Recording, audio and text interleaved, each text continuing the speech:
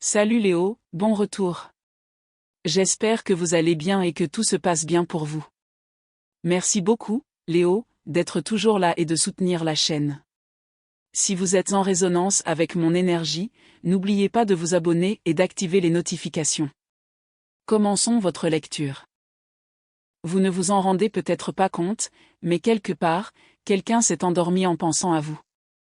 Non pas à l'image que vous projetez consciemment au monde, mais à un instant fugace où vous ignoriez même qu'on vous observait. Vous croyez sans doute savoir ce qui fait craquer les gens. Vous avez peut-être toujours pensé que c'était votre rayonnement, votre assurance, cette présence qui emplit naturellement une pièce et attire les autres. Mais si ce n'était que la première chose que les gens remarquent, et non ce qui les touche vraiment au cœur? Car il existe une autre facette de vous, qui ne se manifeste que rarement. Elle se révèle dans les silences entre deux prestations, durant ces secondes de calme que vous vous empressez instinctivement de combler, ou dans ce bref instant où vos défenses s'abaissent avant que vous ayez le temps de les relever. C'est souvent dans ce moment infime, presque imperceptible, que quelqu'un décide, en silence, que vous êtes exactement la personne qu'il cherchait depuis toujours. Pendant une grande partie de votre vie, vous avez cru devoir briller encore plus fort pour être choisi. Et si la réalité était tout autre? Et si la personne qui vous est destinée n'attendait pas votre performance, mais simplement le moment où vous n'en ressentiez plus le besoin? Il ne s'agit pas d'une histoire de spectacle. Il s'agit de ce qui demeure une fois la performance terminée. Et peut-être que cette part de vous, discrète et authentique, est précisément la raison pour laquelle quelqu'un est déjà profondément amoureux de vous, sans que vous ayez rien fait pour cela. À un moment de votre passé, peut-être à un instant oublié depuis longtemps, vous avez appris sans le savoir quelque chose de puissant et de dangereux. Vous avez découvert que lorsque vous rayonnez, on vous remarque. Et lorsque l'on vous remarque, on semble vous aimer. Au début, cela paraissait être l'équation parfaite. Ce que personne ne vous a jamais dit, c'est que les équations parfaites cachent souvent des conditions qui ne se révèlent que des années plus tard. Cette condition cachée ressemble à ceci. Si l'amour n'apparaît que lorsque vous rayonnez, alors la possibilité de ne plus briller discrètement devient l'une des plus grandes peurs imaginables. N'arrêtez jamais. Ne trébuchez jamais. Ne laissez jamais personne voir qui vous êtes une fois les projecteurs éteints. Sans même vous en rendre compte, ce qui commençait comme un magnifique cadeau se transforme peu à peu en une obligation que vous n'avez jamais consciemment acceptée. Beaucoup confondent cela avec la vanité. Ce n'en est pas. La vanité, c'est le désir d'être admiré. Cela va bien plus loin.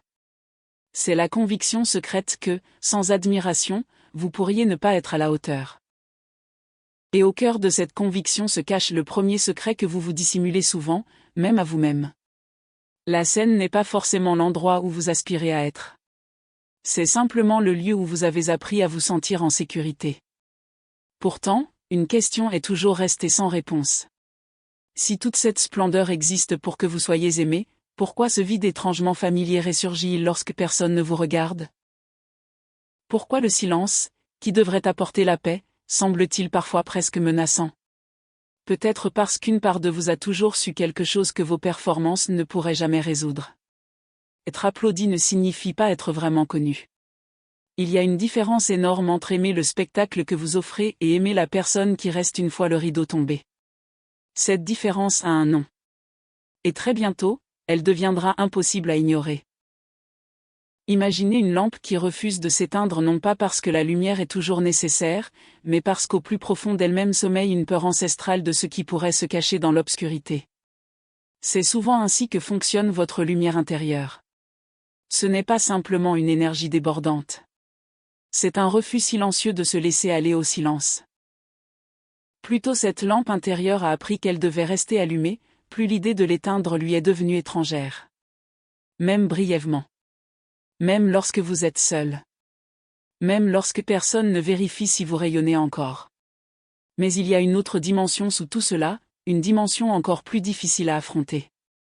Sans s'en rendre compte, beaucoup de personnes qui dégagent cette énergie rayonnante se mettent à vivre comme si elles étaient constamment sur scène. Pas seulement lors des célébrations. Pas seulement après une réussite. Pas seulement dans les moments dignes d'applaudissements. Mais même dans les conversations les plus intimes. Même lors de moments profondément personnels. Même quand aucun public n'est nécessaire. La scène cesse peu à peu d'être un lieu que l'on fréquente occasionnellement. Elle devient le seul endroit où l'on se sent vraiment en sécurité. Et voici une question que vous avez peut-être évité de vous poser, car elle est suffisamment dérangeante pour tout bouleverser. Si la scène disparaissait à cet instant précis, que resterait-il? Que resterait-il vraiment de vous? C'est en cherchant une réponse à cette question précise que je suis tombé sur un livre numérique intitulé « Le chemin divin qui guide votre signe du zodiaque vers une vie de sens ». Son message n'est pas d'apprendre à briller point plus brillamment. Cela pointe dans la direction opposée. Il vous apprend à reconnaître la différence entre l'éclat créé pour être vu par les autres et l'éclat plus discret qui vous appartient simplement parce qu'il a toujours été le vôtre, que quelqu'un vous regarde ou non. Ce n'est pas une philosophie lointaine. Au moment où ces mots sont prononcés, quelque chose en vous reconnaît presque instinctivement la vérité. Une partie de vous a toujours su qu'il existe une lumière intérieure qui existe complètement indépendamment de l'attention des autres. Si vous avez écouté jusqu'ici et ressenti un certain inconfort grandissant à l'intérieur, c'est probablement parce que quelque chose dans ce schéma avait déjà commencé à vous troubler bien avant que vous trouviez les mots pour le décrire. Une telle reconnaissance arrive rarement par hasard. Cela apparaît généralement lorsque votre monde intérieur a enfin fait suffisamment d'espace pour y faire face honnêtement. Retarder cette conversation avec vous-même ne rend pas les réponses plus claires.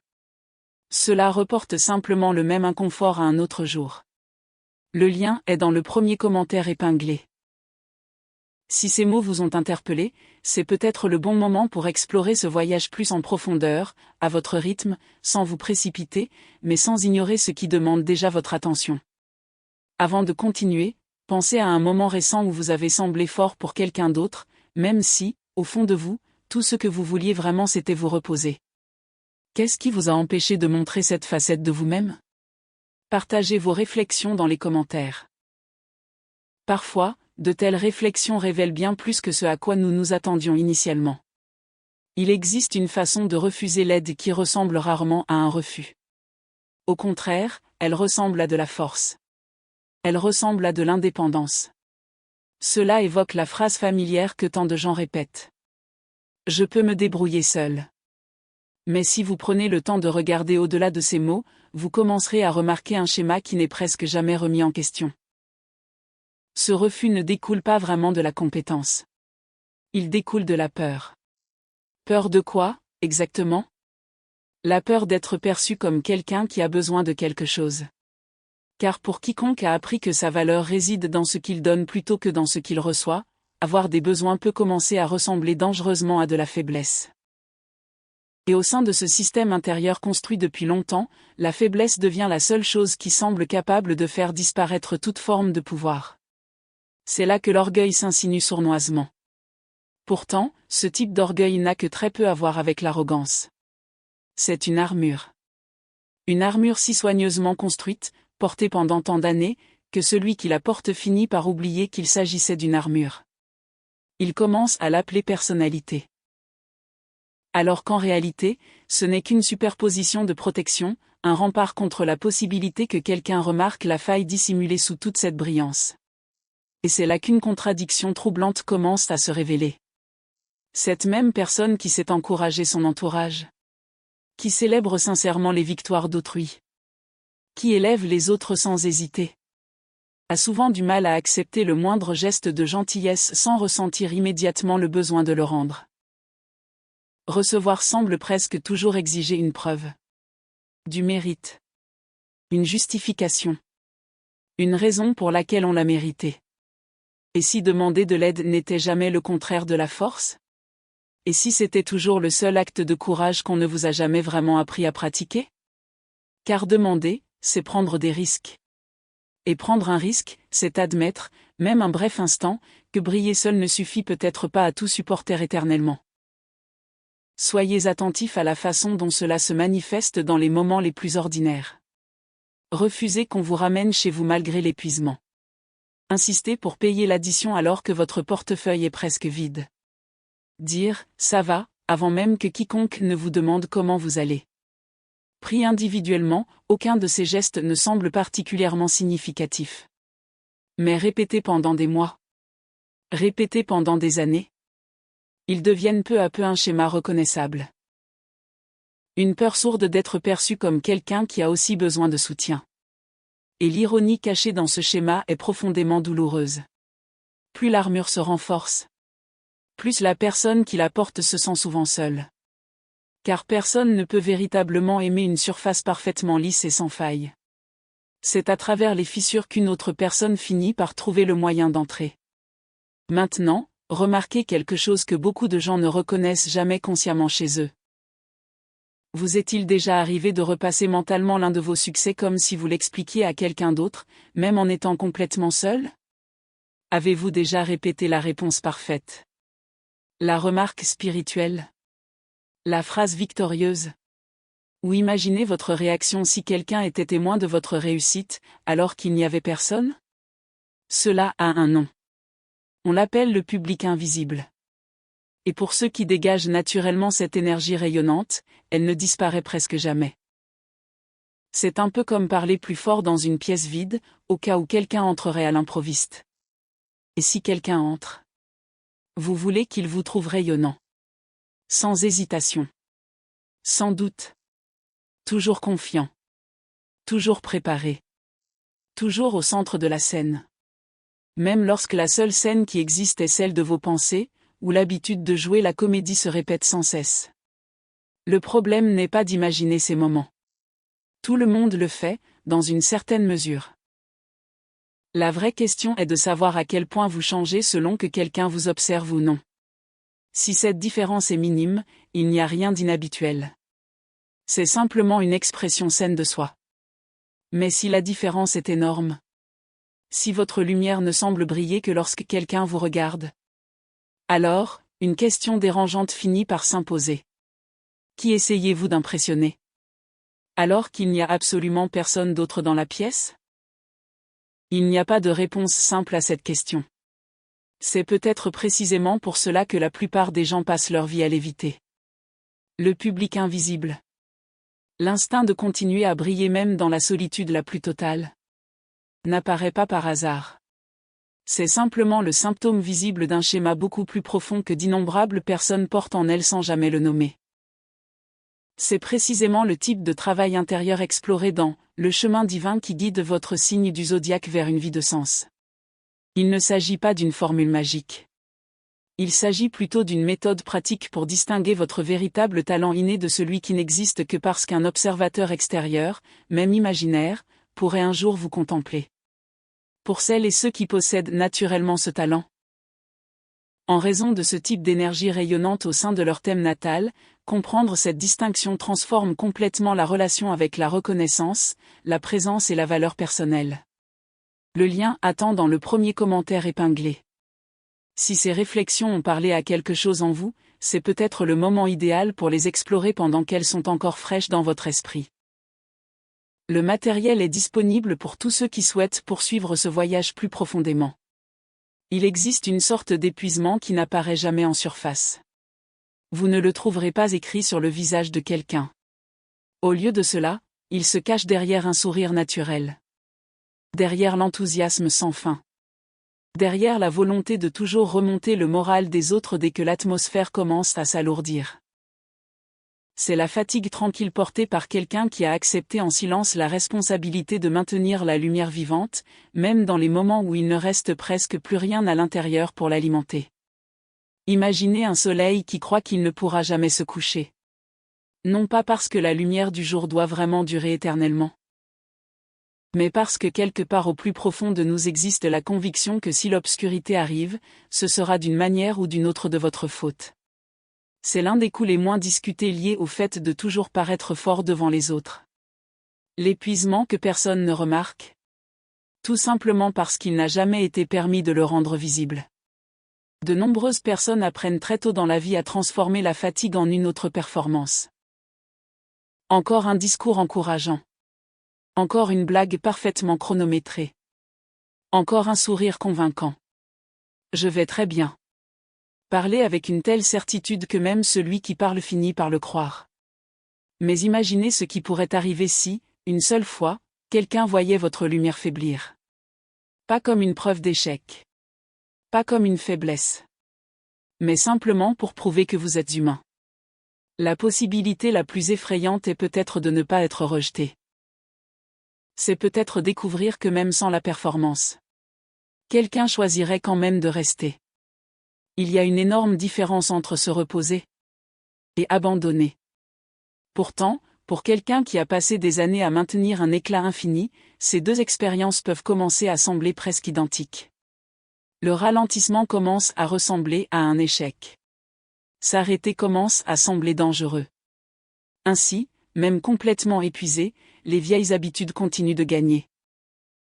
Pas parce qu'ils sont en bonne santé, mais parce qu'elles sont pratiquées depuis bien trop d'années pour disparaître du jour au lendemain. Mais chaque système finit par atteindre ses limites.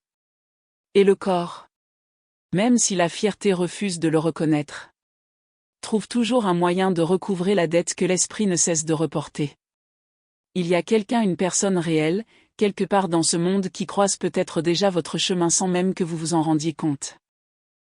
Et ils ne sont pas tombés amoureux de l'image que vous leur avez soigneusement présentée. Ils sont tombés amoureux d'un seul instant. Un moment où votre garde a tranquillement glissé sans que vous vous en rendiez compte. Peut-être que c'était un silence qui durait un peu plus longtemps que d'habitude. Peut-être s'agissait-il d'un petit aperçu de vulnérabilité, coincé entre une blague et une autre. Peut-être était-ce simplement la façon dont vos yeux s'adoucirent pendant une brève seconde avant de penser à sourire à nouveau. Pour presque tout le monde, cet instant est passé inaperçu. Mais pour une personne en particulier, tout a changé sur le champ. C'est à ce moment précis que quelque chose d'authentique a pris vie. Il existe une sorte d'amour qui préfère la douce lueur d'une bougie à la perfection d'un projecteur. Il ne s'agit pas de rechercher quelqu'un qui performe toujours à son plus haut niveau. Il aspire à la version de vous qui se repose. La version sans public. La version qui n'a pas encore compris que ce moment calme et imprévu était le plus beau de tous, précisément parce qu'il n'avait pas été répété. Et si quelqu'un attendait déjà la version même de vous-même que vous avez travaillé si dur pour cacher? Pas la version raffinée. L'honnête. Celui inachevé. Celui que vous n'avez pas encore pleinement embrassé avec assez de bienveillance. Il existe une différence presque invisible entre être désiré et être reconnu. Le désir est attiré vers les apparences. Il est attiré par ce que vous projetez. À l'image que vous créez. À l'éclat qu'on peut admirer de loin. La reconnaissance est quelque chose de complètement différent. Cela se passe de près. À l'intérieur des petits détails que la plupart des gens négligent. De la façon dont vous devenez silencieux lorsque vous réfléchissez véritablement. Dans le genre de blague, on ne le raconte que lorsque l'on se sent complètement à l'aise. En un instant, votre garde tombe avant même que vous ne vous en rendiez compte. Ceux qui sont uniquement fascinés par votre génie disparaîtront lorsque cet éclat s'estompera. Ceux qui vous reconnaissent vraiment resteront à vos côtés même lorsque la lumière s'adoucira, sans jamais se précipiter pour qu'elle revienne. Cette version de vous-même. Celui sans spectateur. Sans répétition. Sans projecteur.